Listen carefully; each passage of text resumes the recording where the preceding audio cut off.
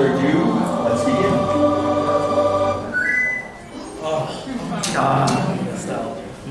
Cornelia.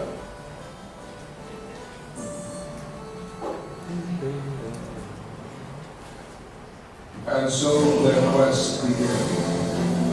As the four warriors of light, they felt overwhelmed by the great task rescuing the quest before them.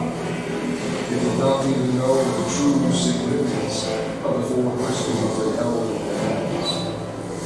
The crystals that once, long ago, held the light that shone so brilliant. The time for their journey had come. The time to cast off the veil of darkness and bring the world once more into light.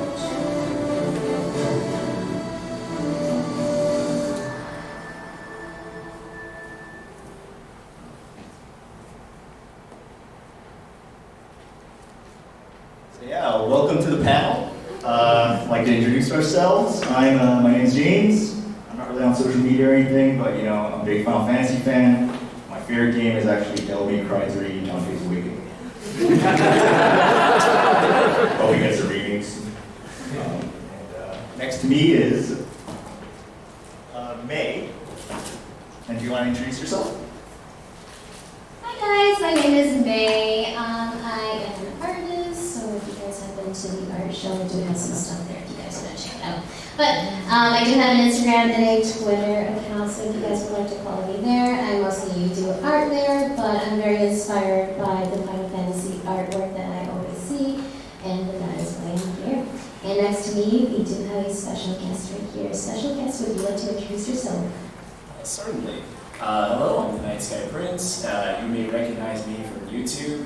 If you don't recognize me, it may be because of the beard right now. That's kind of a new way of trying it out. You know how it works. I've been creating Final Fantasy content for 5 years now. Started around 2017. I started covering the post-release of Final Fantasy 15 when they were coming out with the DLCs and stuff like that. I have been into Final Fantasy pretty much my entire life, as long as I can remember. I was a regular old 7 Andy, started with Final Fantasy 7, legendary game that would change like the course of my life. And then after that, I would play Final Fantasy 10, and then from there, I'd go back and branch out and play the rest of the series. And at this point, I've played pretty much 1 through 15, including 11 and 14. And I continue to make content on the franchise right now. So if you don't know who I am, youtube.com/TheNightSkyPrince. Right now, it's just such a wonderful time to be a Final Fantasy fan. I mean, we got Final Fantasy VII Rebirth coming out. We have Final Fantasy 16, and we have Final Fantasy 14 7.0. So it's like there's just something here for everybody, right? And I feel like they're making Final Fantasy games at, I feel like, a decent pace and a good quality, right? Because I think we went through an era, particularly like in like the PS3 generation, you guys know the tragic tale of Versus 13 and the Crystal Tools in that era where there was development issues left and right, and games were constantly being delayed, and games came out, and it was kind of like, what's going on here? We're finally back at a decent point, I think, right? Where Final Fantasy games are coming out at a rate. They're coming out at like amazing quality too. I mean, Endwalker 7 Remake, great games, right? So we're getting those again at the pace and quality that I think we should. And so right now I think we're not quite back at the golden age. What I call this new era of Final Fantasy is like the silver age, right? Where it's like we're finally getting back on track, and I feel like right now is like the most exciting time to be an FF fan, probably in years. And so I just have so much enthusiasm for where the series is headed right now, and what we have in store for us. So yeah, it's exciting. Thank you so much for coming. Appreciate it.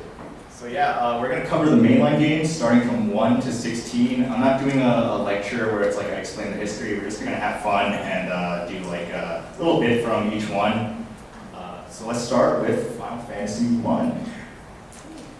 So who here has played Final Fantasy 1? Clap it, or yeah, wow, a lot of people. That's a lot more than I was expecting. Awesome. So you guys know that Final Fantasy I's plot involves a time loop. So there's some weird stuff going on in FF1. So just to explain, so this is Garland. He's the first villain of Final Fantasy, and he's a fallen knight of Cornelia who kidnaps Princess Sarah and heads to the Chaos Shrine. And these are his 4 buddies, the 4 fiends. We have Tiamat, the wind, Lich of earth, Kraken, water, and Marilith of fire. And with their powers combined, they become Chaos. And so if you laughed, you know what I'm talking about. So Chaos is, it's darkness manifest, it's just, all about destruction and darkness. Super edgy. So yeah, here's the time loop. Nice little diagram here for you. So the 4 fiends send Garland, you have to stay with me here. The 4 fiends send Garland back in time 2,000 years. So now he's like 2,000 years in the past. So in the past, he uses the power of the fiends to become Chaos. And now he's Chaos, and he sends the 4 fiends forward in time 2,000 years. And then the 4 fiends send Garland back in time 2,000 years, and then he, and it keeps going on and on and on. And Garland is, immortal. He lives forever thanks to this. Well, why would he do this, though? Why would he do this? Is it just because he wanted to live forever? Yes.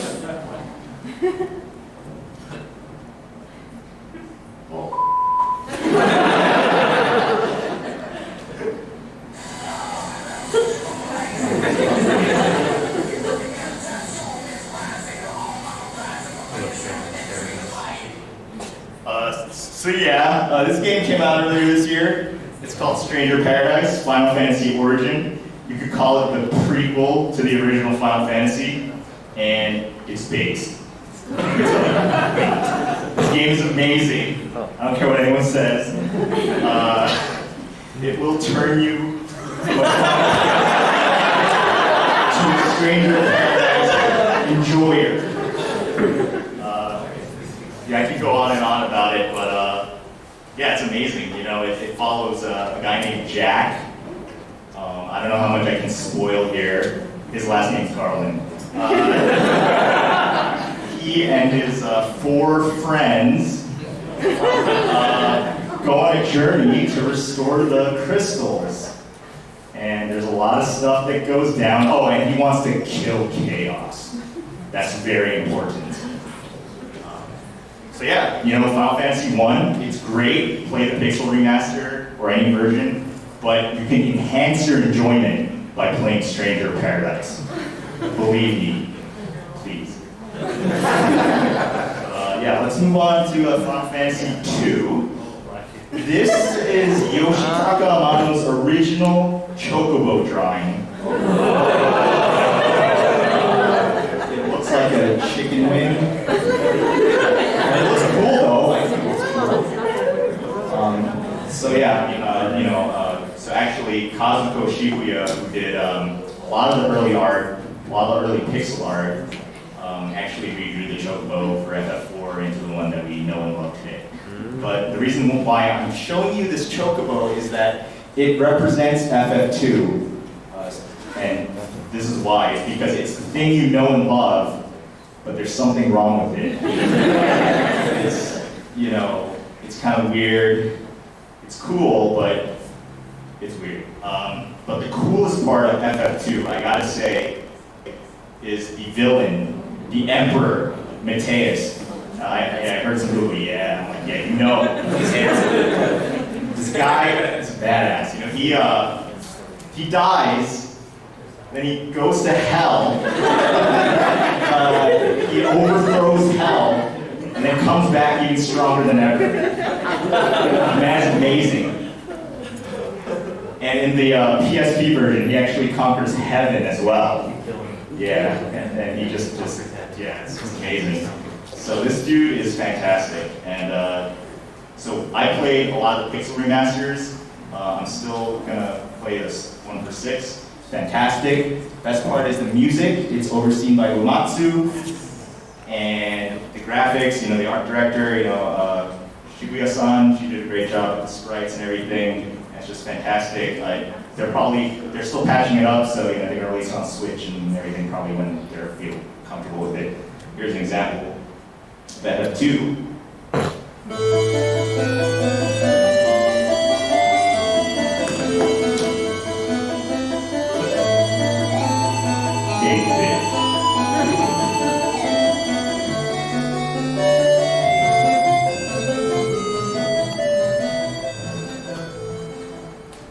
And here is the Pixel remaster.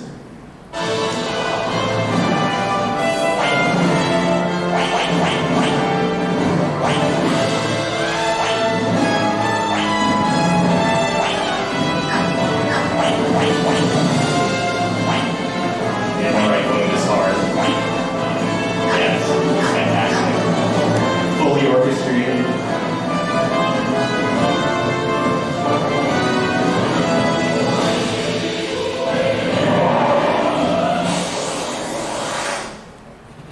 Let's move on to Final Fantasy III. This is a much beloved character. His name's Rahatia. And he has a theme song, I think, that people recognize. It's actually the overworld music for FF3. It's called Eternal Wind. And I was going to play the original song, but I found a really cool cover of it playing on a marimba.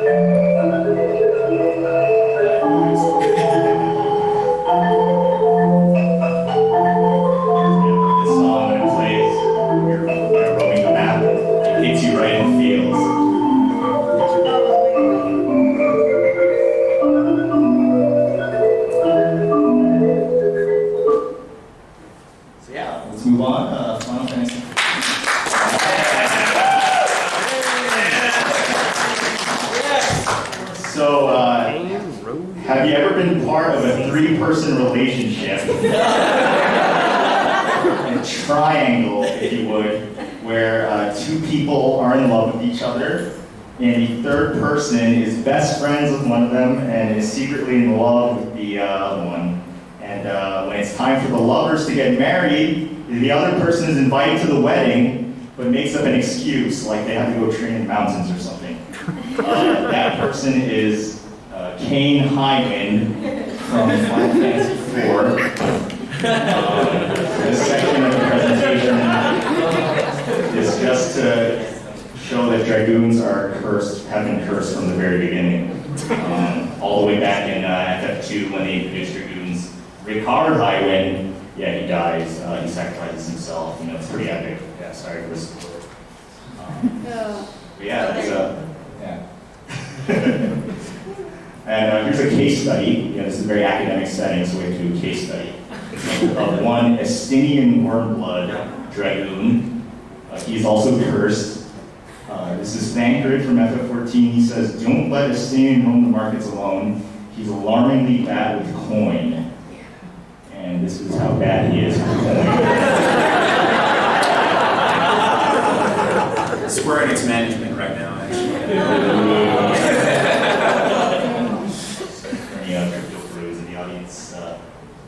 That's all I wanted to talk about with it before. I'm sorry if I'm leaving out the awesome stuff of this panel. It's got to cover 16 games. I wish I could do a panel on each one. Okay, so for Final Fantasy V, this is X-Death, cool name. He is the villain of Final Fantasy V, and this is what he's like.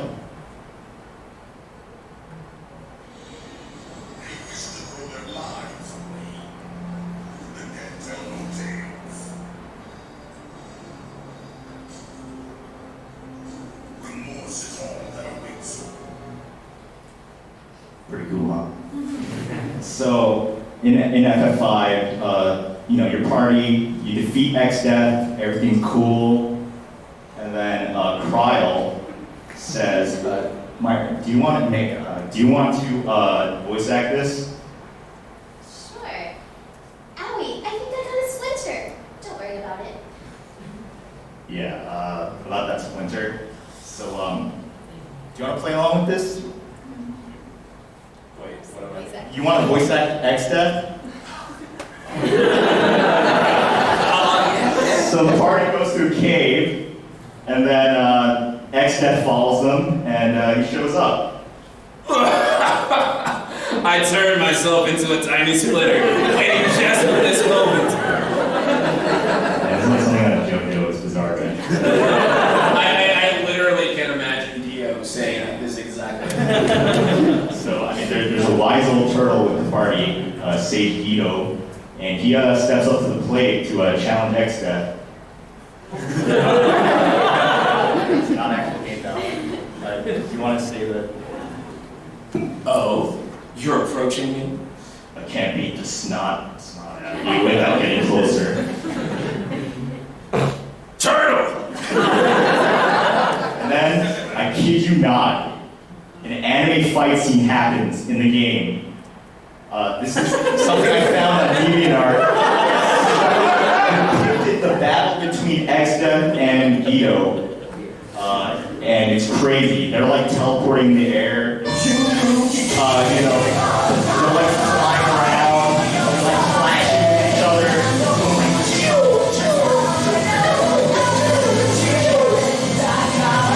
And, you know, it's crazy. And, you know, part of it is watching. It's amazing. And this is what I do at the 5 was probably my favorite Final Fantasy at this point. So, yeah, it's a super underrated game, and I highly recommend it. But I think the Final Fantasy that a lot of people love is the next one.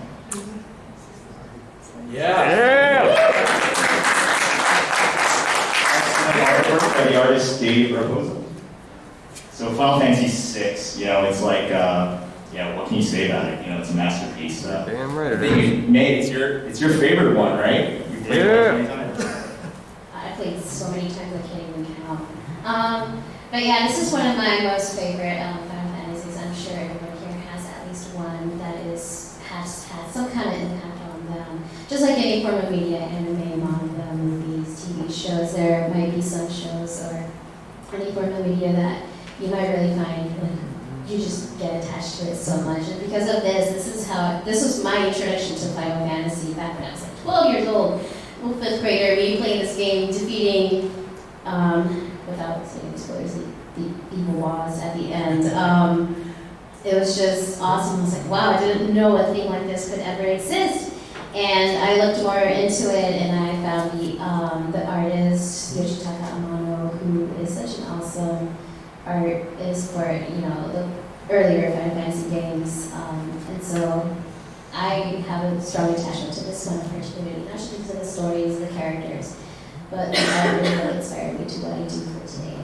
But yeah, that's my little spiel about that. I'm sure you guys have something else to say about it. Yeah, how about you, Nightmare Prince? Oh man, Final Fantasy VI, such an incredible game.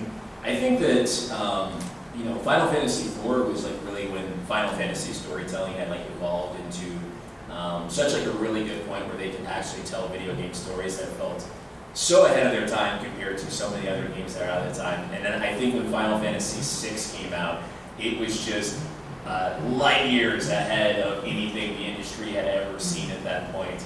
And even going back to this game now, it's like you look at it, it's like, man, for a pixel game, it really does allow you to just really love and adore all the characters and be immersed into the world. And the music is honestly still probably some of the best music that Final Fantasy has to offer. What is that? The intro of this game. Oh. It's I actually had it, but I tried. I'm sorry. Depending on when you ask me, I might put Dancing Mad above Weapon Danger. Depends on when you ask me. Right now, I might say I'd like Dancing Mad. Yeah. Uematsu using the Super Nintendo sound chip. It's like using crayons to paint the Sistine Chapel. It's a genius. That's a beautiful analogy. Yeah. I took it from YouTube. Not original, sorry. But there's one character in particular and one moment that I wanted to mention. Some of you probably know what it is. This is Sabin Renee Figaro. He's amazing. Slowing down, fighting against the train.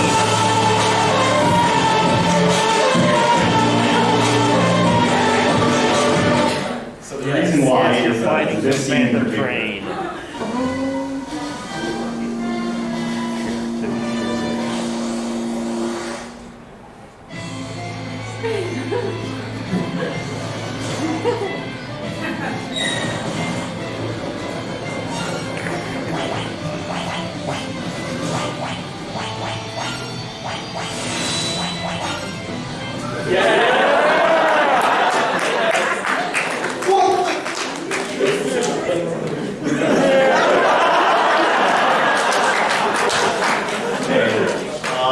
Let's do some explanations here. The heaviest weight ever lifted by humans, 6,207 pounds, just lifted.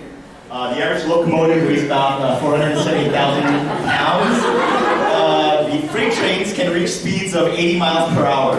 So he suplexes a train that's trying to run them over, and it's amazing. In summary, Sabin is a giga check. So yeah, let's move on to the next game. I don't know if anyone knows this one. I think so. Any title. Yeah.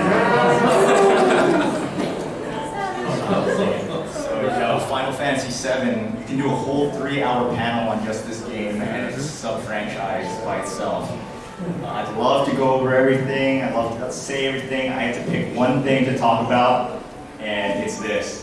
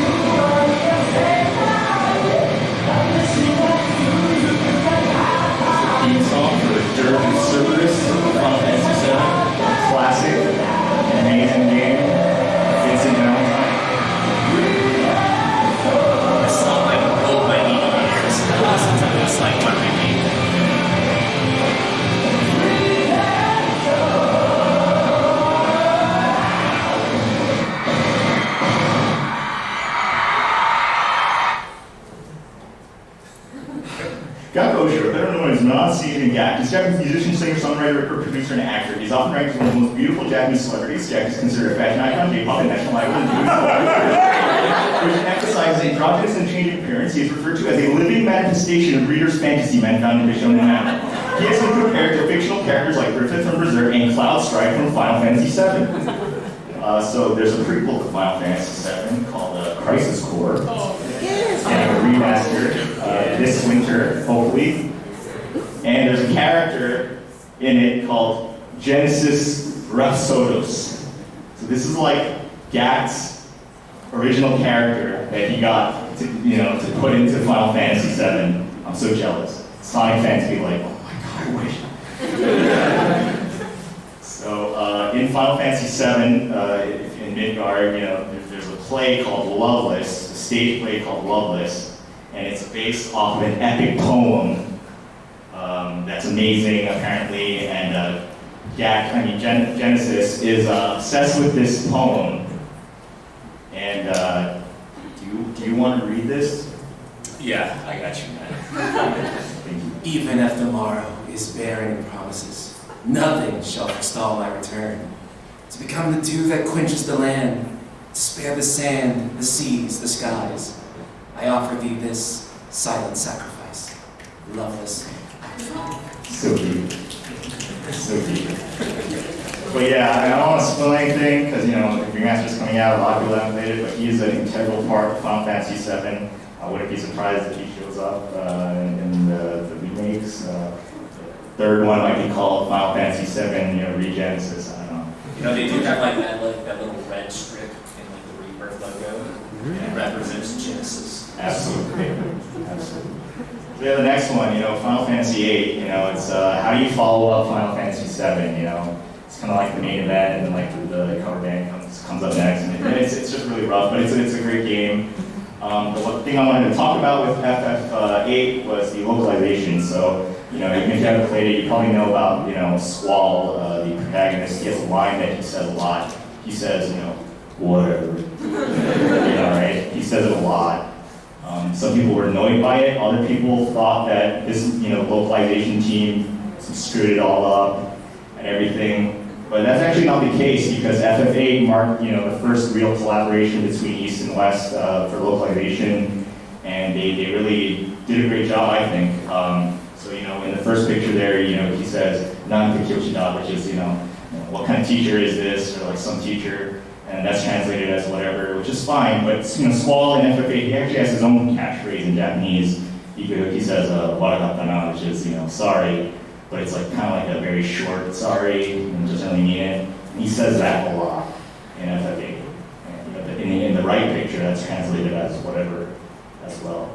To be honest, I haven't finished FF8. I was gonna mention like Triple Triad, how that's amazing card game, mini game. You're not a fan of it though, right? Right. But yeah. So moving on, I wanted to share a personal story. So a while ago, or 10 years ago actually, a while ago, I dropped out of university. I was in a very bad state, so I didn't have any friends. So I signed up for an anime meetup group or something online, and the organizer invited me to a Distant Worlds concert in New York City. Has anyone been to one of these concerts? Yeah, they're so good.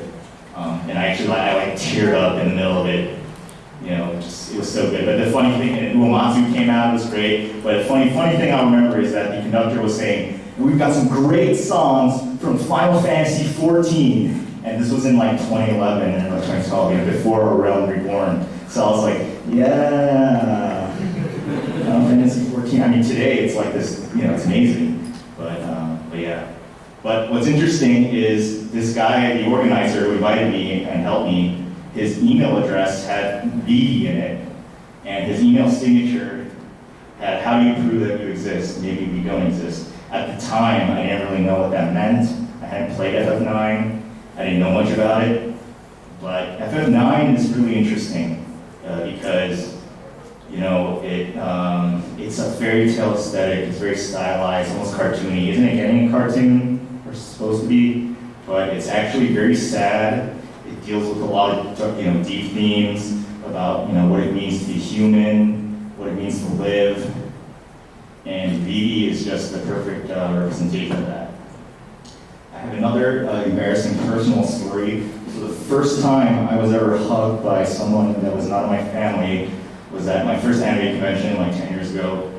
And it was from a Riku cosplayer in the dealer's room, and they were selling t-shirts, and she told me, "If you buy a t-shirt for $20, I'll hug you." I jumped on it.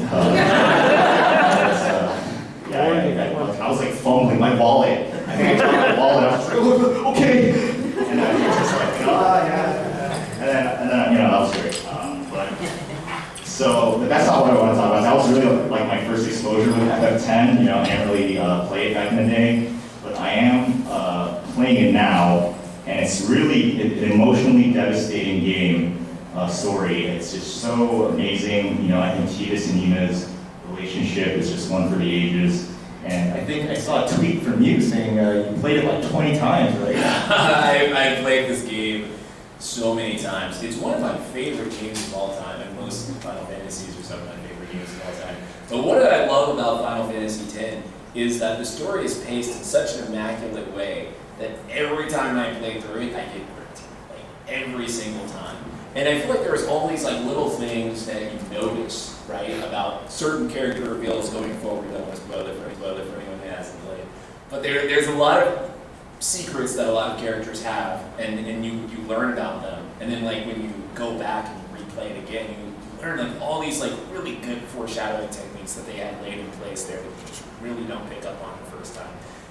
Soundtrack. Immaculate. This is actually the first time that Uematsu didn't do like the full soundtrack. This is when Hamauzu, who also was composer for 13 and Final Fantasy VII Remake, also co-composed with Nobuo Uematsu. And you can tell that a lot of his tracks from Uematsu's tracks, like you hear like Macalania Woods or Wandering Flame, those sorts of tracks. Those are all Hamauzu.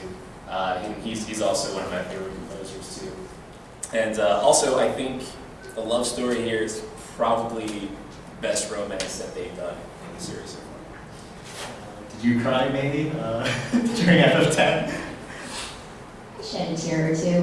But yeah, I agree. This Final Fantasy game is probably the one with one of the best love stories ever. So if you're into romance, although sad romance, you might get into it. But There's actually a Japanese commercial that I didn't include where, you know, kids like watching the scene where they're embracing, and he was like, his mom like walks in, it's like, "You winning, son?" And it's like, I know. So yeah, let's move on to this one. I'm really sorry, you know. Right, raise your hand if you're like, you played FF11 and you love FF11. Yeah, there's a few people. Yeah, I'm so sorry. 40 hours. Oh my gosh. Okay. But yeah, FF11 is kind of like my dark spot. You know, it's a lot of fans sort of, you know, blank spot because, you know, it's an MMO. It was one of the old school MMOs, you know, like EverQuest, if you ever heard of EverQuest. Mm-hmm. I tried it out, it's super old school. Not like FF14, not like World of Warcraft. It's a different era of MMO. It's very, very different. But this Steam review is just amazing. One game I played more than any other, purchased multiple times, a total of 26,000 hours over the last 20 years. So yeah, I really like FF11 despite its flaws. So, you know, it's just, you know, I have to get to it. Apparently you can use Trust AI teammates to level up. You know, it's recommended you use a guide and, you know, mod your setup and really just do some research. But the first boss of FF11 is something called Play Online. Did you know? What was your experience like with that? Oh, God. So, you think you just install the game, right? Create an account and log in. Actually, no. Play Online is the most archaic abomination that I have ever come across. Imagine needing an entire guide to figure out how to install a video game. And that's what Play Online is. And just logging into Play Online is like a 5-minute process, right? So for those of you who play Final Fantasy XIV, right, you just click it, you type your username and password in, and then you're in. But like with Play Online, you have to like first log into Play Online, and then like, which is already kind of like a weird, slow process. And then it'll take you to like another screen, and then it'll be like start Final Fantasy XI, and then you get into Final Fantasy XI, and the whole process is like, it's like 7 or 8 steps. And just to get in, right? And yeah, but that's another thing too, is that you don't even like log in necessarily with like your username. They have it now so that it saves this, but it didn't used to. You have to like log in with like a member ID that they give you and a password that they give you. Yeah. So until Square Enix revamps that, I don't know. You know, they need to really do a revamp. Oh, that's the best part. Wait, what? They can. Oh, because Final Fantasy XI is so intimately tied to, and I kid you not, PlayStation 2 dev kits. In order for the developers to update their own game. They have to use the PlayStation 2 dev kits. This is how intimately the code is tied in. And it's so tied in, and it's so expensive in order for them to decouple the code between each other that they don't deem it worth it. And so they have to keep the PS2 dev kits around. And they've actually scoured the entire world looking for more PS2 dev kits to keep the game alive. And Yoshi P kind of talked about this in a recent interview. Eventually, they will not be able to update the game anymore, simply because no PlayStation 2 dev kits will work anymore. Looks like we're gonna have to hear it. But we don't want to, we're not talking FF11. Great game, story history. I love it. We'll get that. Yeah. So yeah, moving on. FF12.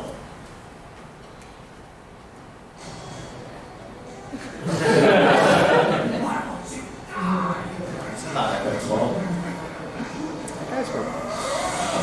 This is the Alumni greatest from game. A&M. It's so good.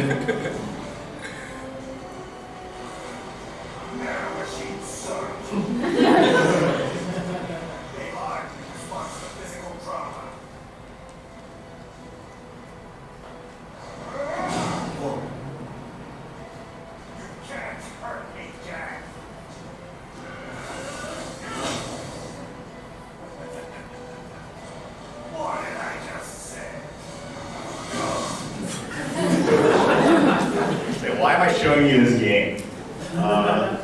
So I beat FF12 recently, and the final boss is the second form is literally like Senator Armstrong from Metal Gear Rising. I was like, I didn't expect this.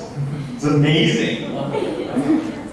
It's crazy, and like both characters are very similar. This is very interesting. You can do a whole panel on FF12 and the history of it. It's very troubled development of 5 years. Yasumi Matsuno, who made FF Tactics, Ogre Tactics, which is getting a remaster pretty soon, I think in November. He was behind FF12, but he quit a year before it came out, and they had to pick up the pieces. And you probably know if there's a hunt in the game. The final hunt, the super boss Yasmat, is a tribute to him, and the hunt's called Farewell to a Legend. And he's come back, he's done FF14 stuff, right? And Yoshi P, Naoki Yoshida, producer and director of FF14, produced on 16, he's a big fan of him. So his legacy is really, still in company. So yeah. This next game is very interesting.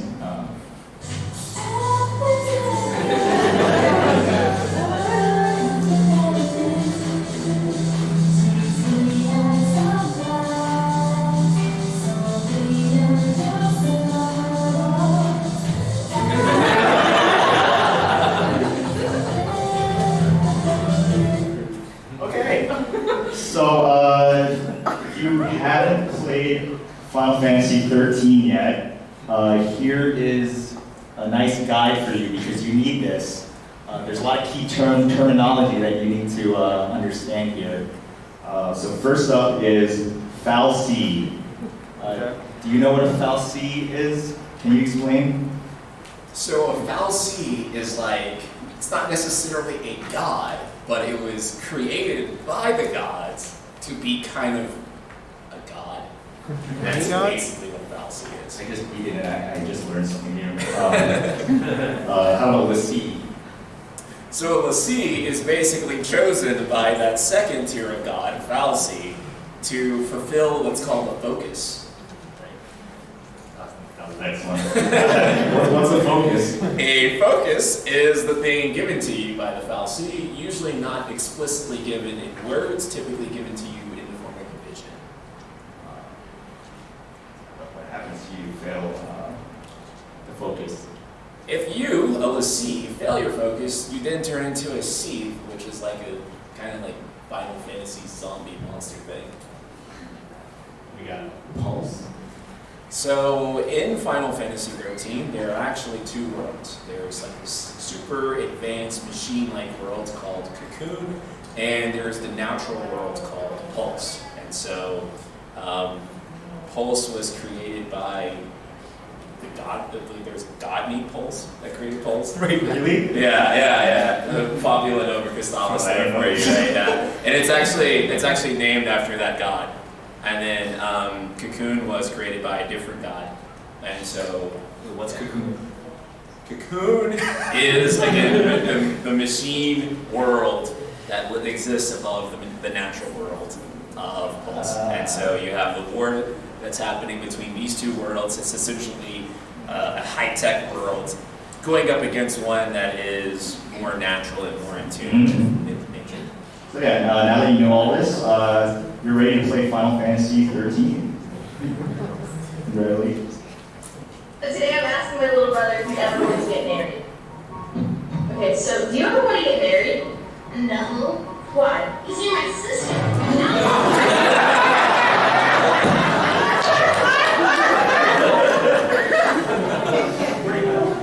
You know, yeah. So yeah. Couldn't find the artist name for this. Have you ever heard of the critically acclaimed MMORPG Final Fantasy XIV? With an expanded free trial which you can play through the entirety of Realm Reborn and the award-winning Heavensward expansion up to level 60 for free with no restrictions on playtime. Yeah, that's not you know. But yeah, no, FF14, there's so much to talk about. You could do like 20 panels on FF14, everything about it, it's just I don't even know where to start.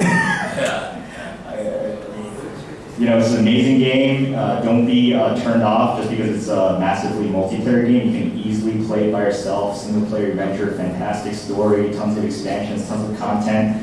I wouldn't really recommend it if you're like a cutscene skipper, like if you hate cutscene and story and you just want to get to the gameplay. I mean, you gotta enjoy it, but the story, I think, is top-notch. What do you think of it? Oh man, so my story with Final Fantasy XIV is pretty interesting. I actually started playing with 1.0 because as a kid I missed out with Final Fantasy 11, right? Because, I mean, whose mom was really going to let them charge a subscription to their credit card, especially back then? Nobody. I think it's a little bit more normalized now with the way, like, all these free-to-play games that kids do now. But back then, in, like, 2001, when that game came out, no way. So I was like, you know what? I'm a grown man now. I'm going to hop on Final Fantasy XIV, pay for it myself. Yeah! So, I started playing Final Fantasy XIV 1.0, and how was it? Oh man! Best game you ever played? Oh man, it was an abomination. Like, you couldn't jump. There was like no party finder. There was a lot of interesting things about it that carried over into Final Fantasy 11. Like one of the interesting things I found about like FF11 and 14 1.0 was that instead of like dungeons being something that you queued up for, they were actually something that's like built into the world, right? So you like literally walk into a dungeon, right? It's not like you spawn off like into the dungeon. So 1.0 was not a very good experience. It had a lot of great ideas. But it was a game that even if you had like the best PC like on the planet, it ran at like 15 frames per second. It looked really pretty, and there was a lot of great things about it in the details. Some things about it like that I even feel would be better than like what 2.0 is now. Really? Yeah. Hair textures, for example. Oh yeah. Things like that. So a lot of small details about it. But unfortunately, 1.0 was scrapped and then a Realm Reborn. And I played a Realm Reborn when it came out. And I was super addicted to a Realm Reborn. So much so that I was in college at the time and my grades were super bad. So I had to stop playing it. And I stopped playing 14 for years. And then when Shadowbringers came out, everyone's like, dude, you gotta play Final Fantasy XIV again. The story is like so good. It may even be like one of the best Final Fantasy stories ever told. I was like, no way. MMORPG, there's no way the story's gonna be that good. FF7. That was my response to it, right? So I come back and I finished like base of Realm Reborn, so I was going through the patches. Everyone kept telling me like, the story's gonna get so good. Just wait till you get past the Realm Reborn.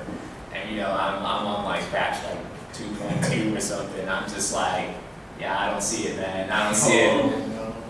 I get to 2.55. I'm not gonna spoil it. Those of you who play, y'all know how that cliffhanger ending that happens at 2.55, and I was like, okay, suddenly I care. And then I played through Heaven's Word, and what an amazing Final Fantasy story that Heaven's Word is. Heaven's Word is still one of my favorite stories in the series. I know some of you don't like Stormblood. You're wrong. Stormblood is amazing. I love Stormblood. I'm 100% Yotsuyu pilled. That's on you. And then I finally got to the thing that everyone hypes up, Shadowbringers, and it lived up to the hype. And yeah, I don't think a game. I think when I was streaming it, I had maybe 500 people watching me beat 5.0. And it was crazy, and I'm just crying, and everyone in chat was saying that they're crying, and I was just like, this is one of the most beautiful narrative experiences I've ever had. So basically, if you haven't played Final Fantasy XIV and you think because it's an MMO it can't tell like a great, amazing Final Fantasy story, then you better download the free trial right now when you get home. Absolutely. Because it'll blow your mind, I promise. So yeah, that's number 14. Well, let's move on to the next one.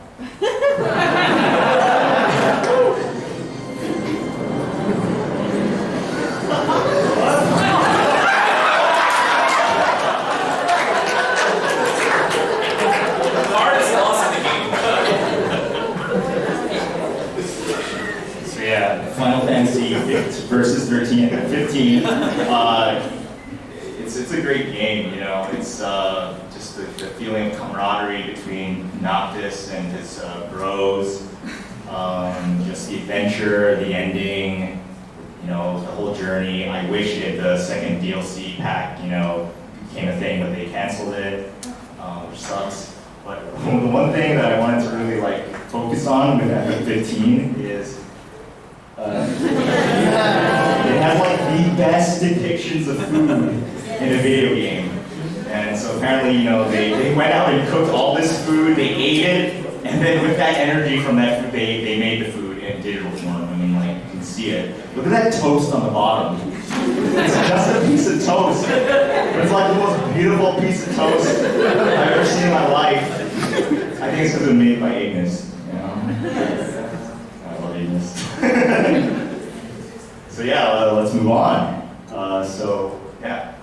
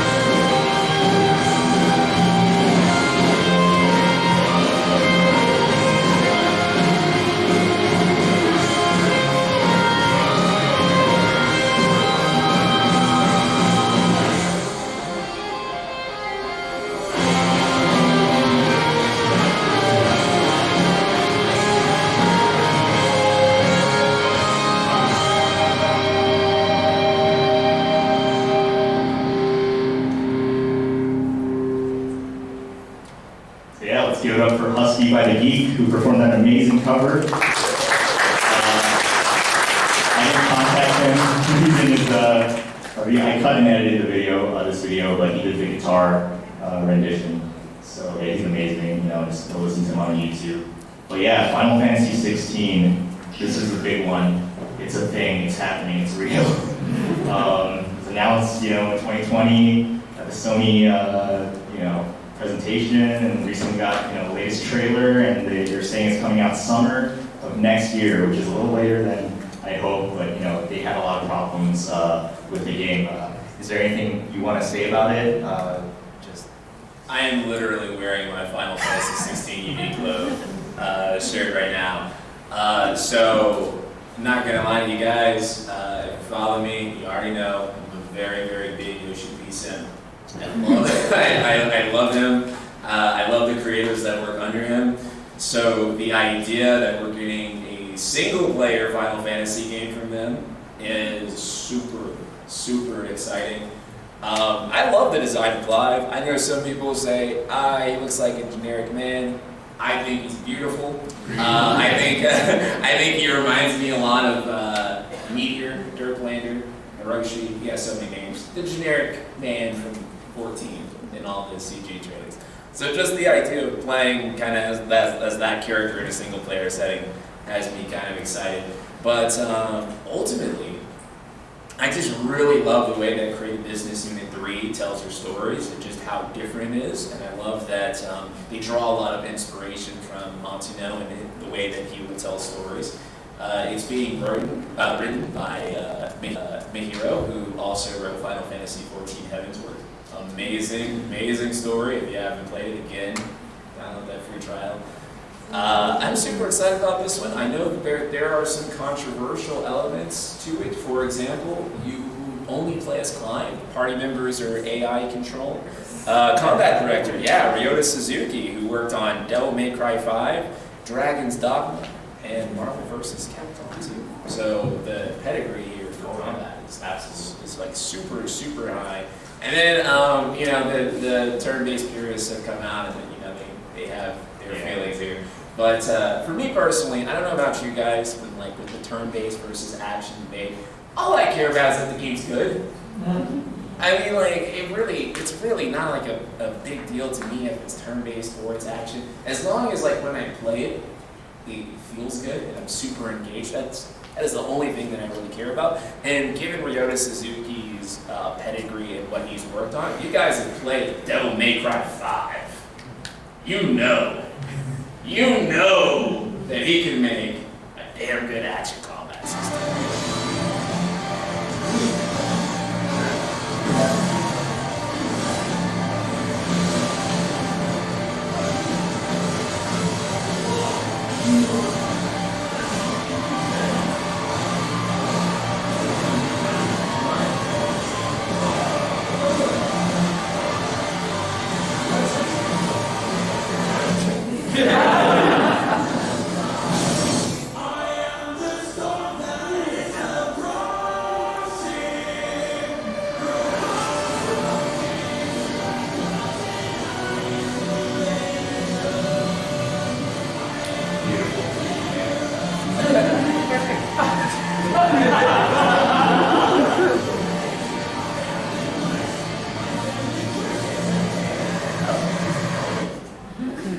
Yeah. I don't know what to say. So the person who made this clip is Sunhee Legend. You might have seen some of their cool clips on Twitter. They made a YouTube account recently. Oh my god. You want to see some like Nier Automata, like combo stuff, like him and Dongari 990 on YouTube? Amazing stuff. Fantastic. So yeah, the composer for FF16 is, Masayoshi Soken. He, FF14, you know his work. But what I found interesting was on this picture where it says some of his work. He worked on a game called Mario Hoops 3-on-3. Does anyone play that game? You have? You have? Amazing!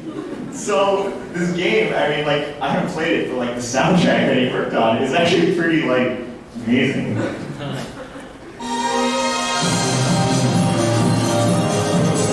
little bit like Shoji Meguro and like some like 90s Sega music.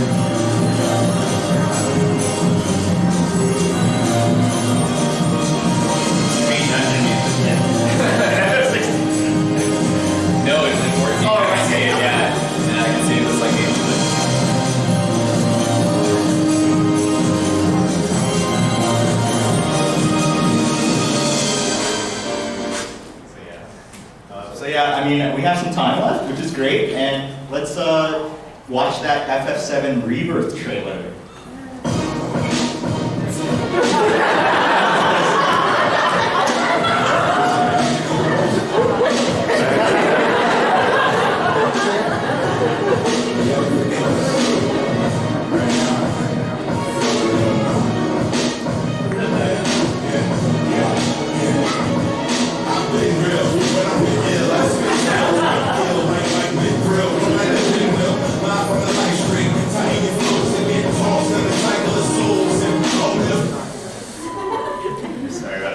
That song was by Mega Ran, who's an excellent rapper. Made the album Black Materia that he recently did a remake of. You can find it on YouTube. It's fantastic. It's like a hip hop opera FF7. It's amazing. And that skin is actually a Smash Ultimate mod made by the guy that you saw in the corner of the name, and he uploads all these. He calls it Cloud Drip. And I can't deny that name is what it is. So yeah, but let's actually watch the trailer. What we've done, that's set in stone. The past is forever. But the future, even if it has been written, can be changed. So focus on the future, not the past. He wants to finish what he started. He wants to reclaim his birthright and rule over the planet with Genova at his side. I saw you lying there. I figured it was too late. Wait, what are you implying? That I died? That I'm some kind of imposter?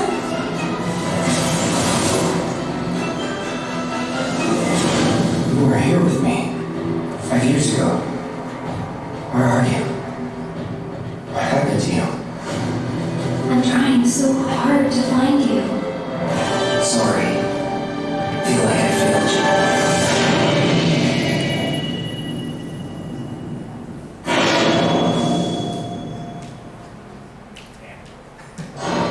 Oh, sorry, I skipped. It says coming next winter. So yeah, the PowerPoint is over, but the unknown journey will continue in discussion form. We have 30 minutes left, but before that, I need to delete this PowerPoint. This is the only copy of the PowerPoint. I have to delete it for Yona's sake and for everyone's sake.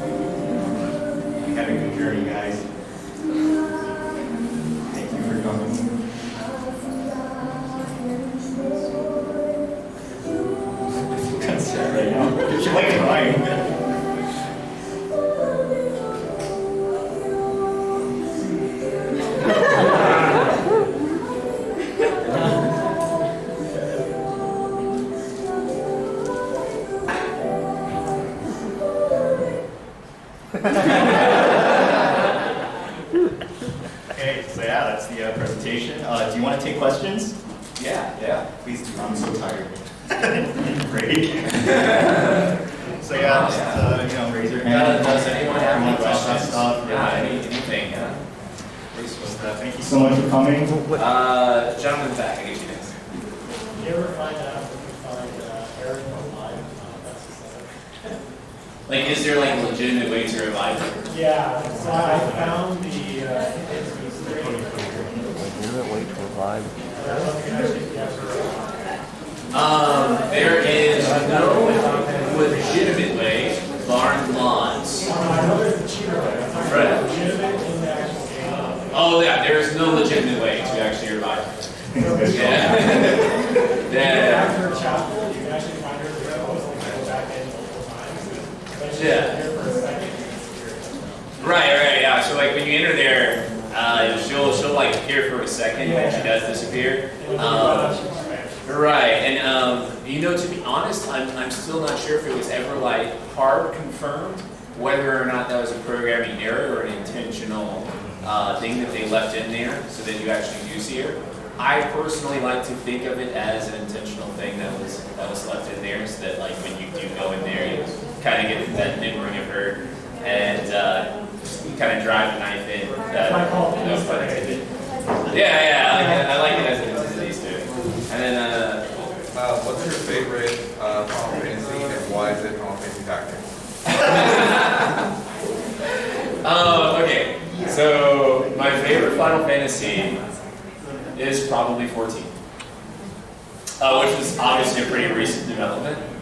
It was really when I got to Shadowbringers, and Shadowbringers touched on a lot of things with me personally that like really resonated with me in a way I don't think any other story, like any other medium particularly has. I am a massive Emmett self-sim. I love Emmett so much. And his story in particular really touched me, but also Artburg. I think Artburg was a really fantastic character that, oh man.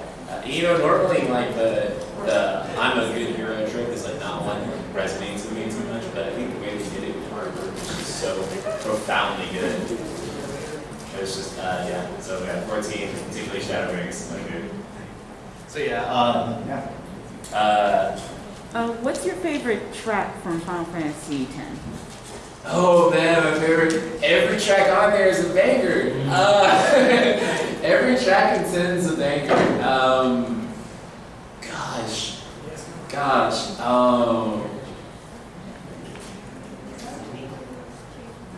Calm Before the Storm. I really like that. Okay, I had another question. Somewhere over here. Anyone else? Anyone else? Speaking on track,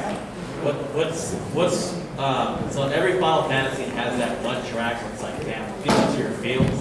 Yeah. What's your favorite track in terms of like You're Not Alone on Final Fantasy 9. Sorry, it's just been a minute since I played. Yeah. I came back in here because of nostalgia reasons. Like Radia's music, I like Radia's song, Final Fantasy 4. I don't know, do you have a particular one? You're like, man, this is kind of like one of my feels kind of thing. Oh man, I'll give you Era's theme of 07. Close in the Distance in Walker. And literally any track in FF8. But if I had to go with one in FF8, ironically, I just really love Fisherman's Horizons. So yeah, I don't want to force you to answer a ton of questions or anything. I can get that one. There was like one person over there. That would be over here. Okay. My first question was, have you been playing 14 recently? I mean, I'm caught up to 6.1. Yes. Okay, very good. All right, and the second question was a silly question. What are your thoughts on Billboard game?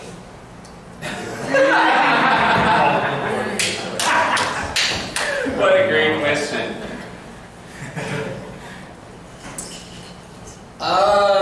So with Billboard Gate, it's one of those things where I think the community did kind of like hop on it a little too much. I don't think that the people who did the billboard should have done the billboard. Like obviously, especially not using mods or mainline content. They did get their accounts banned, and there were people like standing outside of their FC house, like ready to jump them. So I think they got their comeuppance. I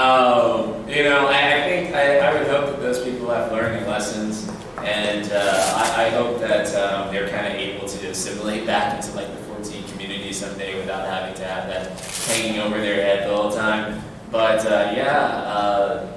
don't do that again.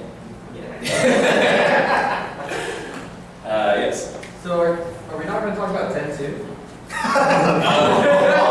wanted to mention 10-2, 13-2, all that stuff. That's mainline. I thought we could press for time. Turns out we had time. What about Crystal Chronicles? I don't have a Game Boy Advance connection. I can't. What about Choco's Dungeon? I have to that on the list. I love 10-2 though, for the record. Wasn't the story as strong as 10? It's not necessarily, but I think it's really cool.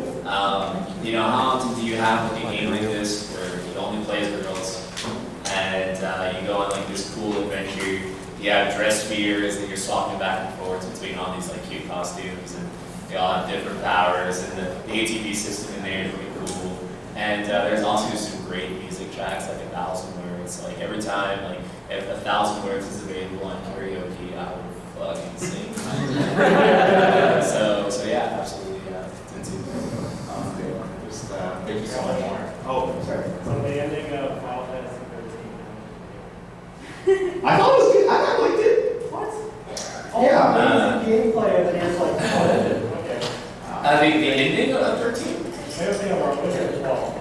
Wrapped up pretty okay, right? Ending of 12? Yeah, no, it was pretty. When you first started doing like all the hunts that game, wrapped up 12 or 13. No, 12 is the hunts. Oh no, Grand Pulse. Are you talking about Grand Pulse in 13, chapter 11, when you start doing the hunts? Yeah. Like Hunts. the hunt point. Alright. All I remember is like the ending was like 5 minutes and we spent like 40 hours doing hunts. Right. It could be 12 or Grand Pulse in 13, right? Yeah. I'm not sure. I don't think like the side quest Is for that pretty both good? games probably could have been better Yeah. in hindsight. Yeah, I still have to put this guy. All I remember about the story was like it was really, really great at the very end. You're like one boss fight, Right. boss fight, and then the game's over. That's great. It was helpful. Yeah. Well, so thank you so much for coming Awesome. and staying on panel. Thank you so much. I'm hungry and tired. I'm sure you all are too. Yes. Thank you so much for coming. The Night Sky Prince. Thank you guys.